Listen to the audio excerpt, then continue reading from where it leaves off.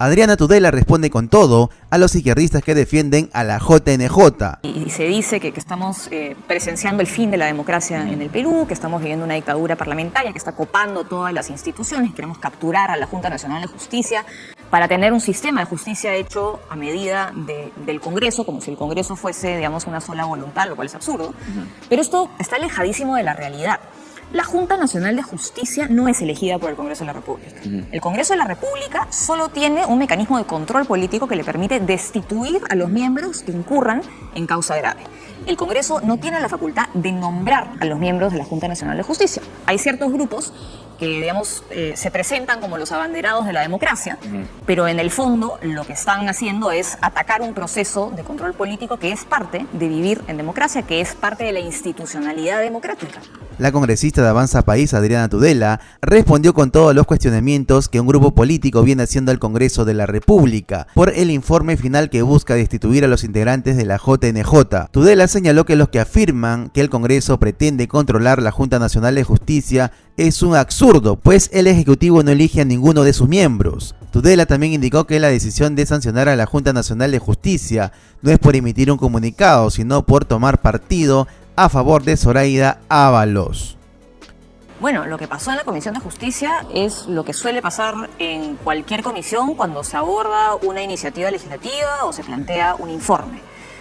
Las comisiones, cuando dan inicio a un debate, plantean, digamos, una versión preliminar del texto que va a dar inicio a un debate. Y ese texto puede ser objeto de modificaciones conforme va transcurriendo el debate y obviamente se recogen los aportes y las posiciones que manifiestan los congresistas a lo largo de ese debate. Entonces, cuando se dice que la comisión emitió un informe que decía A en la mañana y luego en la noche emitió un informe que decía B, es falso. En realidad, se presentó durante la mañana un borrador de informe que evidentemente no fue compartido por la mayoría de la comisión. Hubo un debate en el cual la mayoría manifestó su posición y esas posiciones fueron recogidas por la presidencia de la comisión en un dictamen o preinforme que fue sometido a votación en la noche. Y es ese el único dictamen que ha emitido la Comisión de Justicia porque ha sido el único dictamen que ha sido sometido a votación. Bien, hay dos periodistas de los más poderosos, influyentes en el Perú, así según la revista Semana Económica hace unas semanas, quienes han criticado sobremanera este cambio. Y quiero trasladarte algunos de los argumentos y comentarios que han presentado para que tú, como congresista y miembro de esta comisión, tengas el derecho a comentar o a defenderte, ¿no? Dicen, por ejemplo, han catalogado de dictadura congresal este hecho. Dicen, un punto triste para la democracia y un punto de quiebre para lo que venga después. Todo está listo para la instalación de una dictadura congresal. El Congreso no va a parar hasta que destruya la democracia peruana. Creo que es absurdo hablar de una dictadura congresal. Creo que por la propia naturaleza, no solo del Congreso en el Perú, sino de cualquier parlamento a nivel mundial, es muy difícil que ocurra una dictadura parlamentaria, porque son instituciones. El Congreso en el Perú es una institución donde el poder está sumamente diluido, es decir, el poder está dividido en 130, ¿no? Y creo que en este Congreso, donde las fuerzas políticas están aún más fragmentadas, difícilmente se podría hablar de una dictadura parlamentaria. Lo que está sucediendo es que el Congreso de la República está haciendo uso de una facultad constitucional que está contemplada en la Constitución y que señala que se puede destituir a los miembros de la Junta Nacional de Justicia en caso incurran en causa grave, cosa que ha determinado la Comisión de Justicia ayer. Sobre las causales, una de estas personas a quienes mencionaba dice que no hay ninguna causal de causa grave para destituir a 7 miembros de la Junta Nacional de Justicia. Vamos por partes porque son 3 las causales que este informe ha estimado que podrían ser causales de causa grave para destituirlos. Primero es el pronunciamiento a favor de Zoraida Ábalos por parte de la Junta. Sobre eso, lo que dijo una de estas personas es: un congresista te puede mentar la madre en Twitter, pero la Junta no puede hacer una exhortación.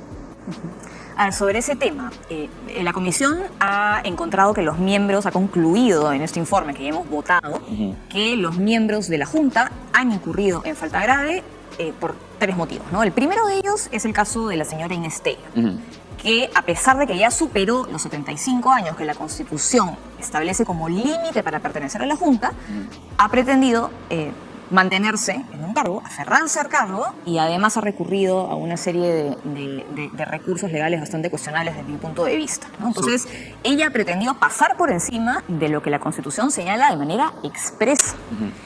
Y creo yo que eso es gravísimo, ¿no? Si nosotros no somos capaces de hacer respetar los límites temporales que establece la Constitución, el día de mañana los límites temporales que establece la Constitución para cualquier autoridad también van a poder ser atropellados de esa manera. Entonces, eso es un tema bastante grave. El segundo tema es el tema comunicado. Como sobre el tema de la edad de Inés Tello, los detractores a tu postura mencionan que ella, cuando fue elegida, ya se conocía que eventualmente iba a cumplir los 75 años. Claro, y ella podía postular porque no tenía 75 años en el momento en el que postuló.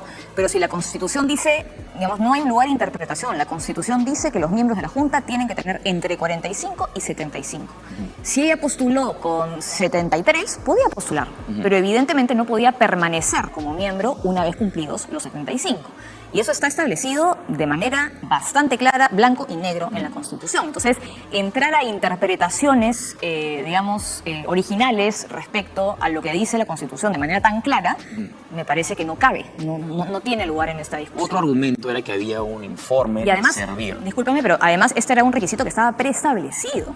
Y era un requisito que incluso existía cuando no teníamos Junta Nacional de Justicia, sino que teníamos Consejo Nacional de Magistratura. Es decir, ese requisito ha existido hace muchísimo tiempo. Digamos, no puede ella alegar desconocimiento o que no sabía y hacerse la desentendida respecto a este requisito, que nuevamente es clarísimo en la Constitución.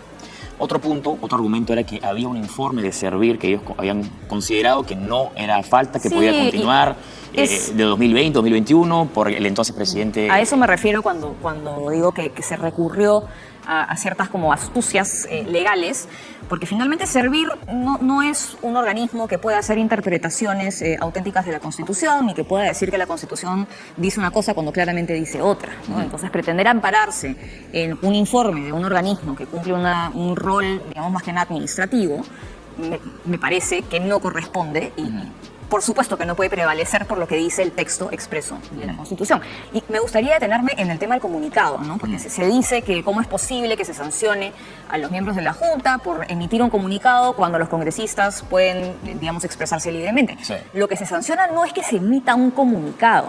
Lo que se sanciona es que al emitir este comunicado, la Junta ha tomado partido por Zoraida Ábalos, que estaba enfrentando en ese momento un proceso de acusación constitucional en el Congreso de la República por una conducta que ella tuvo que podría muy probablemente ventilarse o verse o abordarse en la Junta Nacional de Justicia. La Junta Nacional de Justicia tiene la función de destituir por ese tipo de faltas a los jueces y a los fiscales. Entonces, si esta institución ya toma partido de arranque por una fiscal que está siendo sancionada por una inconducta por el Congreso, sabiendo que ese caso va a terminar siendo visto en la Junta, están haciendo de juez y parte. Entonces, hay que distinguir. No estamos sancionando a la Junta por haber emitido un comunicado. Estamos sancionando, no estamos sancionando, hemos encontrado falta grave. La decisión de sancionar o no sancionar depende del Pleno del Congreso, se necesitan 87 votos, pero la falta grave es por lo que implica el haber emitido ese comunicado, que era hacer de juez y de parte. Y nuevamente, tus detractores podrían argumentar que finalmente sí fue inhabilitada Zoraida Ábalos, entonces la participación de la Junta no interfirió.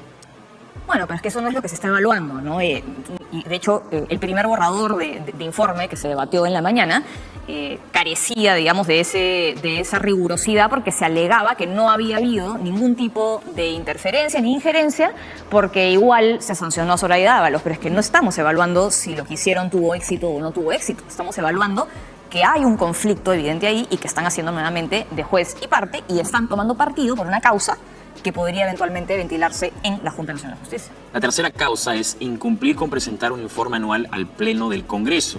Y sobre eso, uno de los argumentos de estas personas, periodistas, era ¿cómo sustentas un informe al Pleno si el Pleno no te cita? ¿De quién es la responsabilidad?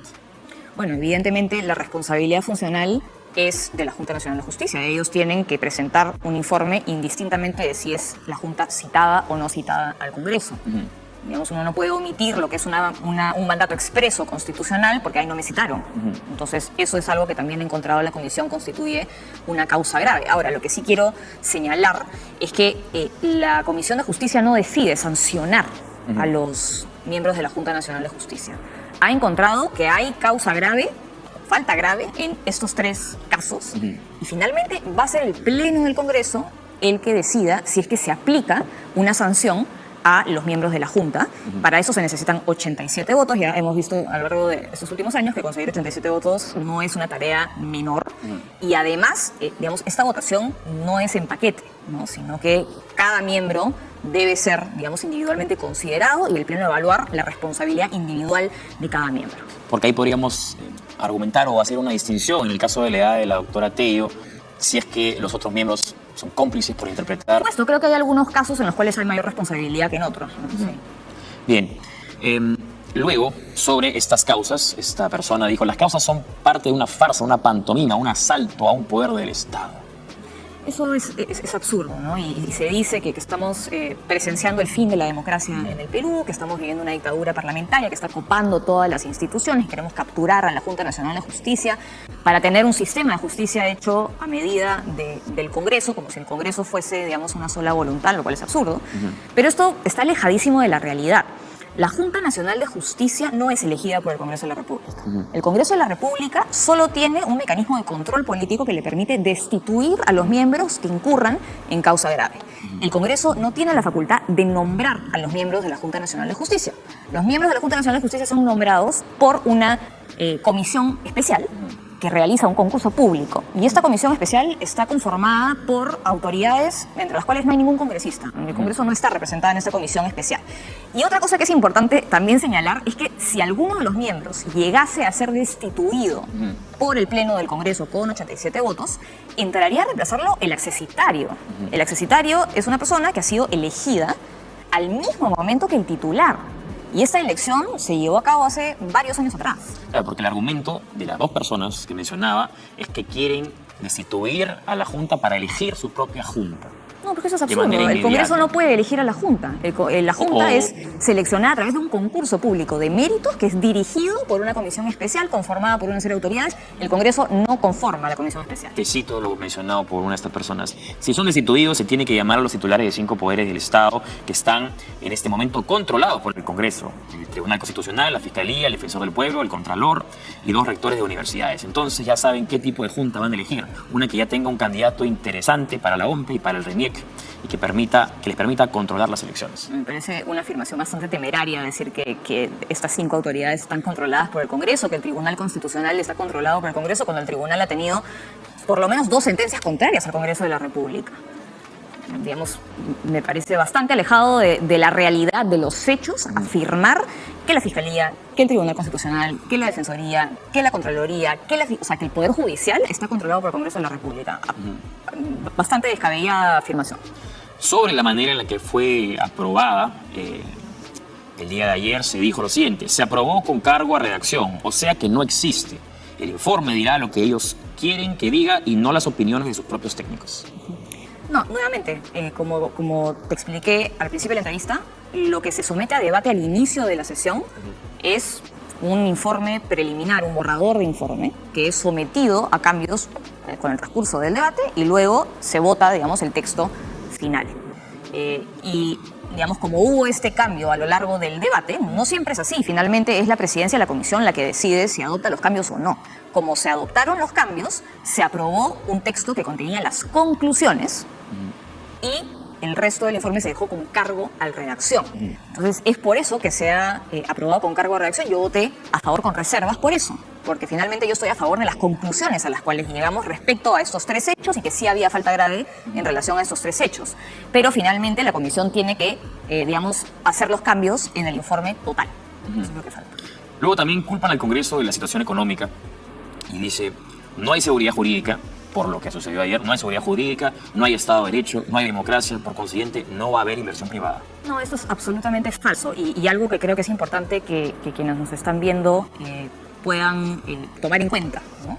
La separación de poderes implica también un sistema de pesos y contrapesos, es decir, los poderes del Estado no están absolutamente aislados unos del otro, sino que existen mecanismos de vigilancia, fiscalización y control mutuo. Y estos procesos de control político son parte de ese sistema de pesos y contrapesos. Nosotros vemos este sistema de manera más activa, tal vez, cuando se trata de instituciones que son fruto del voto popular, ¿no? El Congreso y el Ejecutivo, existe la figura de la censura ministerial, existe la figura de la cuestión de confianza, esos son mecanismos de pesos y contrapesos. Y el control político y el sistema de pesos y contrapesos no puede ser ajeno a ninguna institución del Estado. Y creo que cuando se trata de instituciones que no son fruto de la elección popular, es importante que exista ese tipo de mecanismos de control político, porque en una democracia no puede haber una autoridad que no tenga responsabilidad política. Y finalmente, que existan estos mecanismos de control que están contemplados en la Constitución. La Constitución contempla de manera muy clara este procedimiento, ya ha sido aplicado en el pasado, se siguieron los mismos pasos que está siguiendo el Congreso hoy.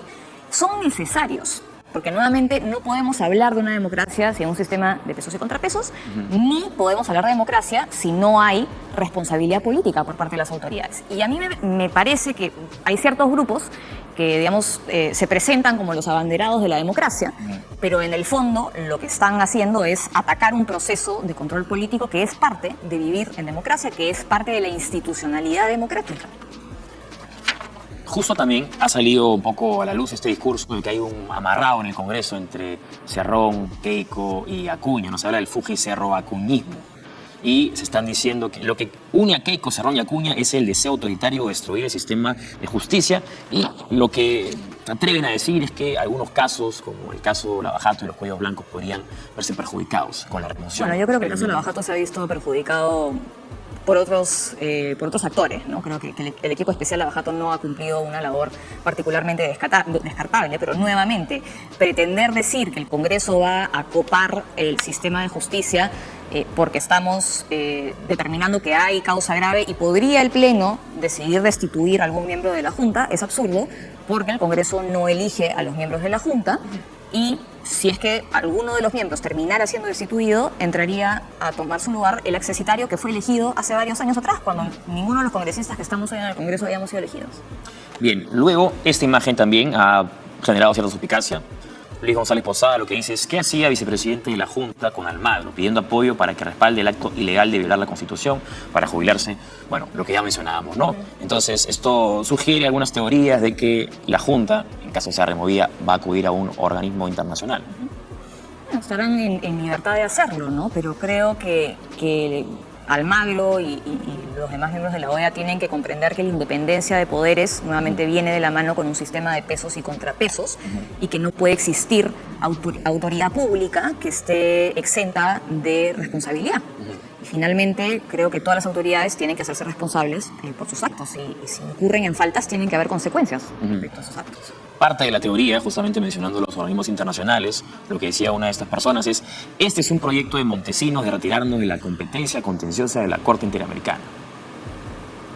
O sea, que quieren... No tengo ningún comentario respecto a eso. Te están acusando al Congreso o a los miembros de la Junta de ser montesinistas, digamos.